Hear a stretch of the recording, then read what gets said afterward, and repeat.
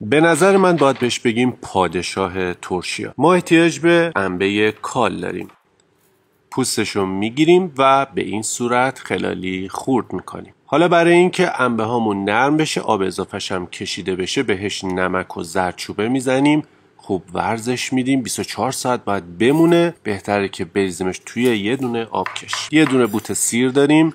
برای ملس شدن من قیسی ریختم و برای تندی فلفل قرمز تند. تخم گشنیز و کمی حرارت میدیم. بعد با چند تا فلفل نیم کوب میکنیم، میذاریمش فعلا کنار. این از انبه هامون. 24 ساعت گذشته، بافتش نرم شده.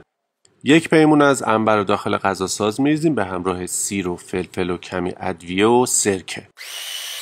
داخل قابلمه 1 لیتر سرکه ریختم، گذاشتم به جوش اومد. بعد انبه رو اضافه کردم، زردچوبه، تخم گشنیز و فلفل، پودر کاری، سیاه دونه، سیر، فلفل و قیسی.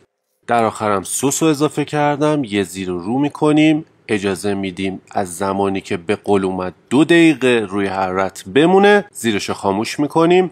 1-2 دقیقه بعدم بهش عسل و زعفرون رو اضافه میکنیم. زمانی که ترشیمونم خنک شد، داخل شیشه‌های مورد نظر میریزیم و از همین الان ترشیمون آماده است. آره خودشه. به